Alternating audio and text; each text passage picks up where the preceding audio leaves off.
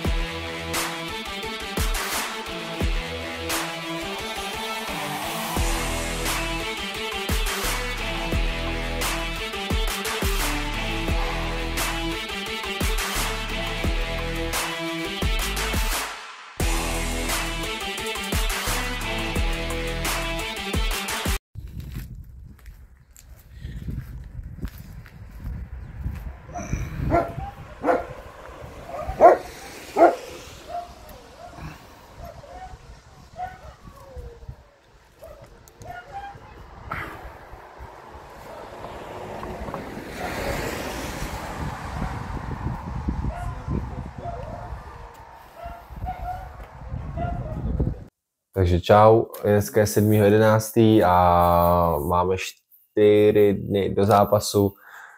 Už jsem vyschazovaný, tak si uděláme teď nějakou snídaní, abyste viděli, co a jak se dlabe v takové přípravě. A pojďte se na to podívat.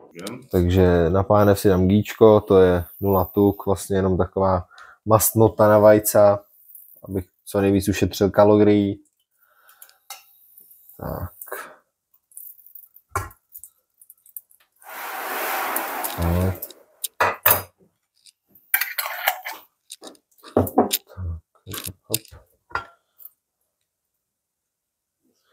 Tak, k tomu 2 vajca.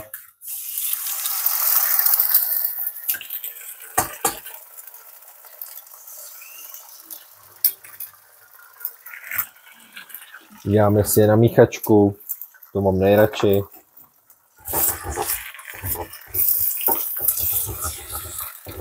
Musíš bohužel bez soli, bez ničeho, čistě vajíčko.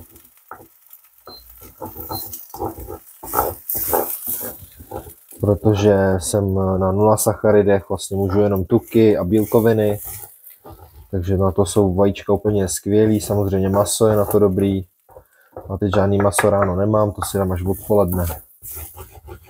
Takže teď jenom vajíčka. Tak.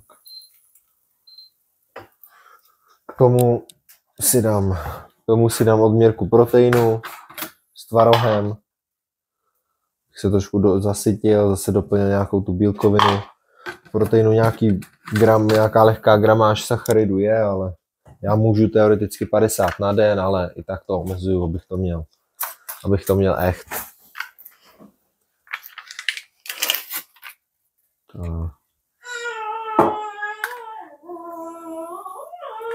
Steve.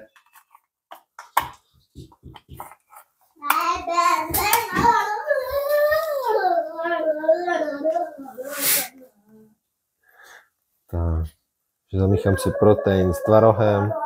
Mám hlavně hrozně rád, hrozně mi to chutná. A že se z toho člověk nají. A chutná to sladce hlavně, protože tam jsou umělý sladidla, takže člověk si nepřijde pak od toho ven. Stevie, přestaň.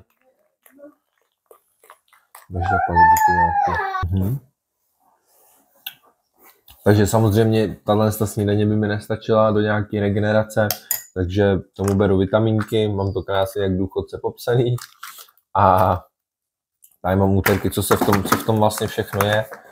Klasika omega-3 mastné kyseliny, Cčko, to teď jsem zdvojnásobil, protože jsem oslabený, jak zavodňuji, všechno je vyplavený, tak abych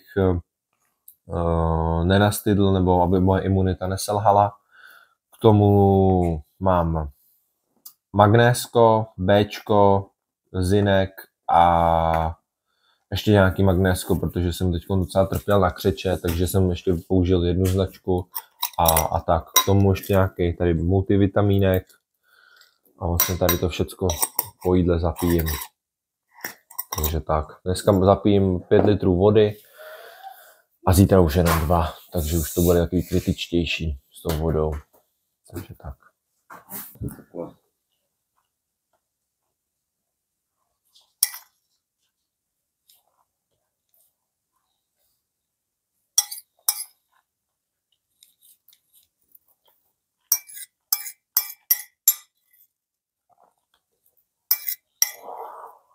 No na zápas se těším, to je jasný, na co se netěším ještě těch zbytek těch kil, no, ještě tam mám docela dost, ale vidíme, jak to půjde, no, s vodou.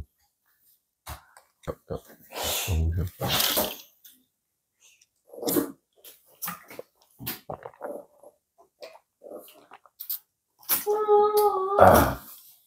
Tak. Dneska mě teda čeká ještě lehké, teď půjdu ráno do gymu, tam se protáhnu, trošku se zahřeju, něco málo vypotit a vlastně večer mě zase čeká striking, technický drill pohybu, voko, dívat se, úhyby, trackingy, povalovačky. Takže to je můj dnešní plán, jinak v průběhu dne víceméně odpočívat, nějak aktivně, neležet, ale něco dělat, abych byl furt zaměstnaný a nemyslel na jídlo a nekoukal na to, co ostatní mají dobrýho k obědu a já ne.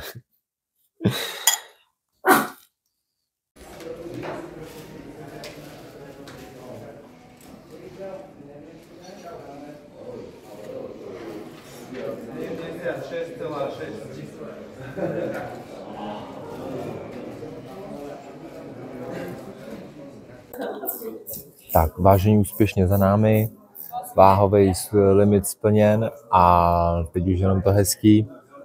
Zítra boj, zítra radost, takže mám z toho radost. Nejhorší je vždycky tahle část, to má člověk vždycky deprese a boj s váhou, to je to nejhorší a teď už jenom to dobrý. Pokoj ještě nemáte? Ne, říkali, že ještě nemají uklizený. My máme mít pokoj a chceme jít na snídani. My jsme tady od zápasníků a... Mogu vám jít do včerejška, si se přidali dnes. Asi podívejme jste teda měli přijet včera. No, už nám řekli, že máme pokoj ode včera, no, ale my jsme přijeli až dneska. Určitě. No říkali až kolem 3, nebo tak, no, tak my pak přijdeme po snídani.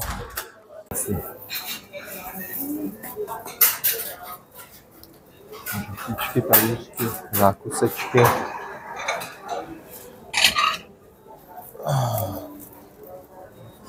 No to takový.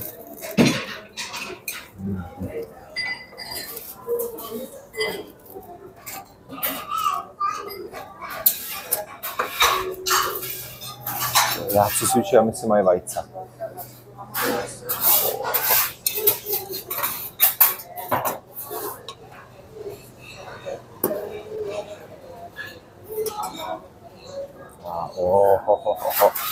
To mám rád.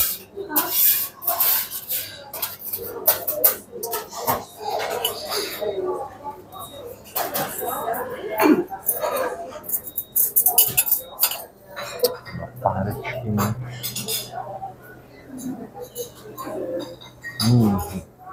Nějakou bílkovinu.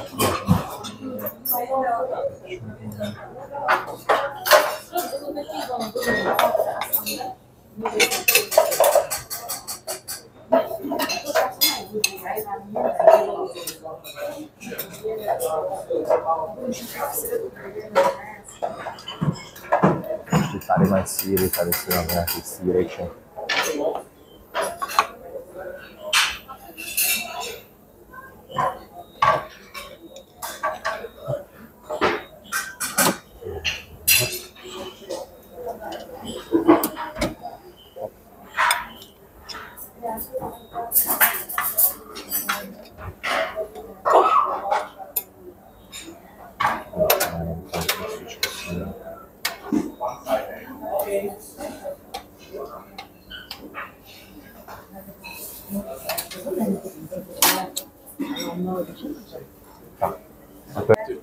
Přesně, tohle je jednička, to přijdu ještě pro dvojku. Nejdřív slaný základ.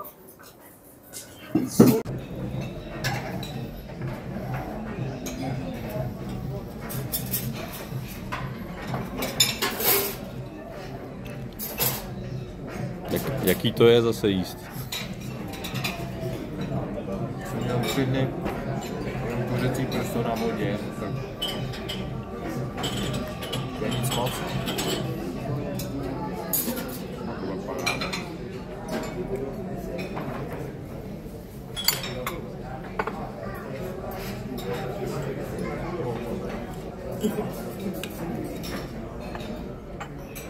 Já jsem si myslel, že víš, že to je jako, že nějaký cílení, že ty to už je vědecky budeš pracovat, prostě ne.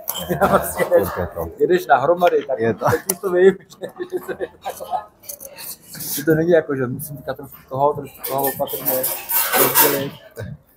Prostě furt tam je ten instinkt zvířete. Pošleme tam, co snesem. Přesně.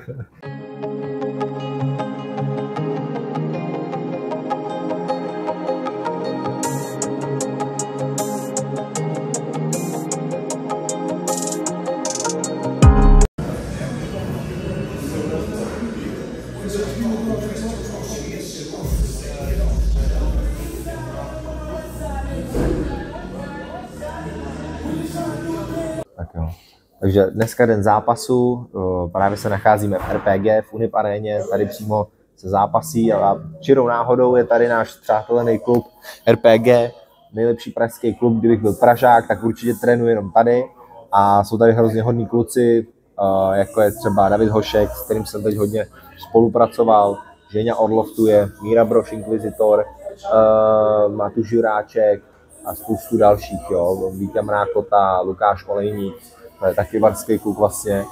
A máme pár hodin do zápasu. V 9 jdu ke Katmenovi, respektive jdu na tapy, takže teď mám ještě hodinku, už se pomaličku začnu zahřívat a tak, no, takže tohle mě teď čeká. Čeká na nás dost možná 5x5 minut. Pojďme si představit oba aktéry tohoto duelu. Tady rychlá statistika, je teda ten věk, to je něco neuvěřitelného. Steven Kert by měl mít výškovou převahu, je to titulový zápas, tím pádem oba dva borci museli navážit přesně 76,9 kg maximálně. A zase co se týká rekordu, tak na tom je určitě líp Petr Monster Kníže. To začíná v levém gardu. Steven otvírá kávkykama na tu přední nohu. Tady Monster dokázal nádherně trefit overhand. To, co se Monsterovi podařilo v prvním zápase s Davidem Kozlou, tak hodně podobným způsobem. Ajajaj! Tvrdý loket, hodně tvrdý loket. Ale Steven je při smyslech, ví, co dělá. Teďka tam dokázal konce chytit hezky butterfly. A Monster od sebe odkopává. To o něm dobře známe. My to teďka vidíme hodně blízko a Steven Kert se ve správný moment vysmíkl. Uvidíme, jestli se dokáže protočit u pletiva. No, pěkný výkon z Kertové strany. Teďka se krásně postavil. Byl to pěkný klobouk dolů. A pěkný loket. A Steven Kert stejně jako předtím krásný pohyb do strany a dokázal se dostat od té klece. Ten třetí příležitost a stále Kerta pronásleduje po kleci. No, jaký to nemůže chodit úplně bez hlavy, protože Steven tam vždycky se snaží propasovat nějaký úder, ať už rukou nebo nohou. A doslova vydupal. Monstra zaměstnávat. Tohle byl pěkný kontr, krásně se povolil. Kníže se zkracuje, má tam Badilo. Tady byste mohli pracovat na Kimuře soupeře, která je právě blízko toho pletiva, že to nemá Monster tolik prostoru. Zase kdyby tam chytnul arm triangle, tak by musel přejít na druhou stranu a nemá kam, že tam je pletivo, takže opravdu tohle je tak pozice spíš na to zakleknout soupeře a pracovat ground and pound. Titulová bitva. Tolik na to. A smíšený titul welterové váhy organizací IAF a RFA, tohleto. Pěkně Petr zareagoval tím spinning elbowem. Vyloženě nejde po tom ukončení a trošku se snaží jako odpočinout tam nakreslení. Krásně přetočil. Všimněte si, jak chytá rychle záda. A hnedka zkusí nasadit škrcení.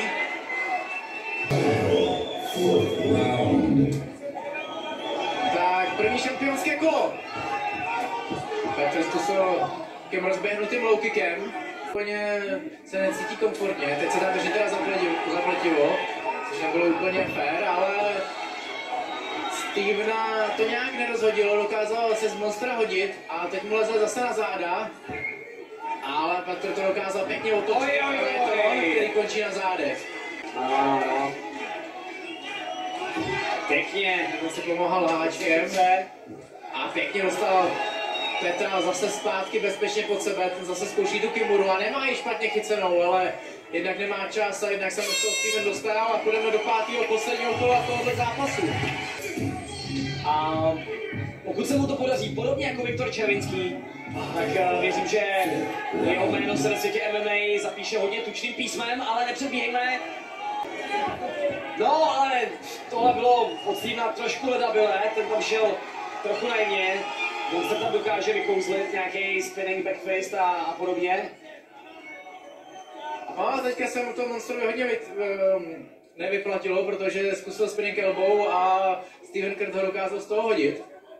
Tak tohle je to, co Steven potřebuje. Potřebuje si to kolo pojistit opravdu nějakým dobrým ground and pound a... No a teďka zajímavá výměna. Steven dokázal vzít záda Petrovi.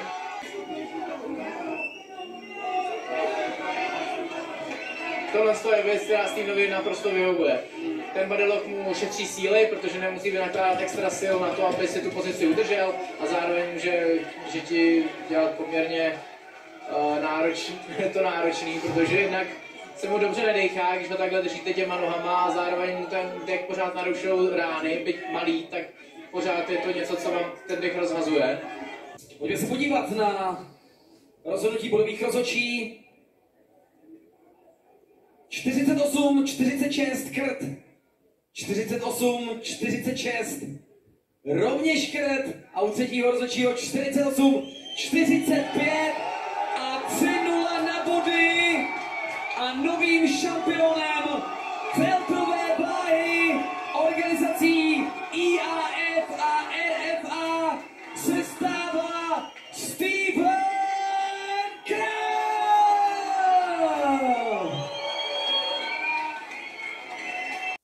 Takže máme po zápase, zápas se vydařil díky mému týmu a naší spolupráce, takže je to doma. Teď bych chtěl popsat tak nějak, jak probíhal celkově zápas, co se odehrávalo, co se neodehrávalo, co se dělo, co se nedělo a jdeme na to. Prvnímu kolu, co bych řekl prvnímu kolu? No, všichni viděli, jak první kolo probíhalo, dostal jsem tam granát, kdy vlastně v ruce si myslím, že jsem měl nahoře, ale chtěl jsem vlastně kontrolovat rovnou zadní, ale nějak mi tam prostě padl úder za hlavu, tak jsem ztratil motoriku, sedl jsem si takzvaně na prdel a Monster vlastně šel na mě, ale nezvládl mě ukončit, respektive hned jsem ho začal svazovat, byl jsem plně přivědomý, takže to by bylo k prvnímu kolu. Věděli jsme, že když přežiju první kolo, že zbytek zápasu už by měl být v mý režii. Tak k druhému kolu to byla vlastně, tam bych řekl, že to bylo taky takový, že spíš jsem ho prohrál a Monster ho vyhrál. Nebylo to nějak zásadního, řekl bych, že ho vyhrál 10-9, žádná extra dominance. Zkrátka byl na mě, já jsem se snažil damage ze spoda a Monster měl určitě váhovou převahu, což jsem teda cítil. Technicky na tom nebylo nic, nebo ne technicky, ale tvrdostí to nebylo něco, co bych neznal, jakože bych si tam z toho měl nějak posrat, to určitě ne. A to bych řekl, to je asi všechno k druhému kolu. Ve třetím kole už přišel pak zvrat, tam jsem vlastně Monstra přetočil z dominantní pozice, dostal jsem se mu dozad, kam se jako spousta lidí Monstrovi nedostane. Věděl jsem, že když budu Monstrovi v zádech, zkusil jsem škrcení, neměl jsem to zkoušet, protože akorát jsem si tavil ruce, protože kdo zná Monstra ví, že ten člověk prostě se nedá uškrtit. Jo? Měl strašně velký trapézy, měl strašně velký ramena, krk a naopak podle mě trošku chtěl a trošku mě tam nechával, abych si ty ruce tavil. Já jsem pak teda se snažil ho škrtit přes Damien Maia choke, jo. Někde jsem zahlídl video, že mě tam vyhlásili, že neumím klasický rear naked choke, ale Monstrovi nejde dát rear naked choke, jo. To prostě se tam nedostaneš. Ten chlap to dělá 20 let, dělá to tak, jak dlouho já jsem na světě, dá se říct. A prostě dát mu rear naked choke nejde, jo. Ve spoustě zápasech už se tohle dělo, že frajera chtěli uškrtit, prostě to nejde. Jo. Pak samozřejmě můžeš to uškrtit jednou rukou, ale ne Monstra. Jo. Takže my jsme zkusili tuhle variantu s týmem, jsme to i drillovali. Damien Maia choke, kdo neví co, můžu pak natočit na to video a je to taková zajímavost. Jo. A vlastně kolo bych řekl, že už pak šlo, třetí kolo, že šlo v můj prospěch. Čtvrtý a pátý kolo probíhaly poměrně stejně, vždycky jsem byl Monstrovi zádech, s tím, že teda ve čtvrtém kole už jsem zvedal ruce, říkám paráda, zápasy za náma a v rohu mi říkají ne, kámo, ještě tě čeká jedno kolo, já říkám ty vole, já už nemůžu a no co, silou vůle prostě se bojovalo dál a byl jsem teda brutálně vytavený, chytal jsem Monstrovi bodylock, který jsem vlastně držel celý kolo, snažil jsem se vždycky jenom střídat nohy, přetáčet ze strany na stranu, ty nohy to prostě šťavilo, dělal jsem damage, dělal jsem údery, furt jsem zkoušel jakoby nějaký škrcení, prostě s takhle velkým člověkem je těžký, respektive chceš ho ukončit, ale když to nejde, tak to prostě nejde, takže pak jsem se snažil dělat údery, loktoval jsem ze zádu a snažil se hlavně dělat damage a aktivitu, aby nás rozhodčí nezvedl. Myslím si, že třetí a pátý kolo šlo jasně v můj prospěch a tím pádem jsem prohrál první 2 a zbylý 3 jsem vyhrál, takže rozhodčí mi to celkově celý zápas dali 3-0 na body. Další věc, že na konci zápasu mi Monster nechtěl podat ruku.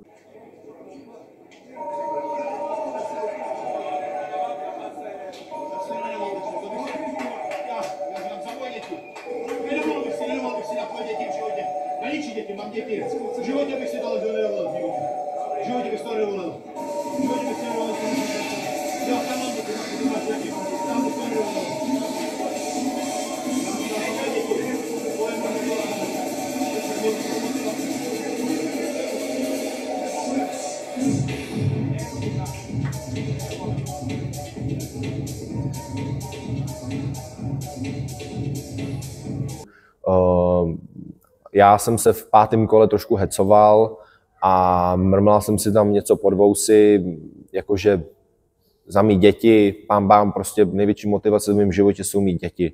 Je to můj odkaz, je to moje krev, je to moje všechno, já svoje děti miluju a když mě nemůže hecovat trenér, abych jel větší bomby, tak se musí člověk trošku vyhecovat sám. Určitě to nebyl nějaký útok na Monstra, já jsem zápasník, trenér, táta a v životě bych si nedovolil někomu říct něco na svý děti a takže jestli to Monster uviděl video, tak bych se mu jako chtěl omluvit, že to určitě nebylo nic proti němu, to bych si v životě nedovolil, to je jedna věc. A druhá věc, trošku mě pak zamrzelo, že mi nechtěl podat tu ruku, že si to nenechal ani vysvětlit. Já bych si to zkrátka a dobře k němu nedovolil a nenechal si to ani vysvětlit. Samozřejmě asi hrála roli trošku hořkost porážky, já se mu nedivím. protože co si budeme povídat, ty kurzy mluvili jasně v Monstru v prospěch, volali mi lidi, hele kámo, na tebe je kurz 10, ty vole, vsadím si, říkám, jo, dělej si, co chceš, vůbec mi to neříkej a tak, takže to je asi k tomu. Co do budoucna dál? Mým snem nebo dalším mým takovým cílem, krůčkem je nějaká větší světová nebo celoevropská organizace. Mně by se líbilo KSVčko, je to pro mě taková srdeční záležitost, chtěl bych si tam zkusit střihnout zápas, klidně i jenom jeden, zkrátka si to zkusit, třeba by se mi zadařilo, třeba pro ně budu zajímavý, takže to je takový můj teďkon cíl, větší organizace. Dále se nabízí ještě 2 varianty, ty si zatím nechám pro sebe. Teďkon mě čeká v únoru kemp v Thajsku, poprvé poletím do Thajska, určitě tam pojedu tam se svým kameramanem, což je super, takže natočíme i nějaký videjka, jak takový kemp probíhá. Pojedu tam asi na 16 dní, což není nějak extra dlouho, ale víc mi paní manželka nedovolí, takže takhle, to je, co mě čeká v budoucnu. Já bych chtěl všem poděkovat, že schválili tohle video. Pokud můžeš, like, odběr, koment, cokoliv, budu za to jedině rád. Určitě těch videí budeme natáčet víc. Chtěl bych poděkovat kameramanovi Davčovi Schneiderovi, že ho to napadlo, to vlastně byl jeho nápad. A pokračujeme dál v cestě. Us.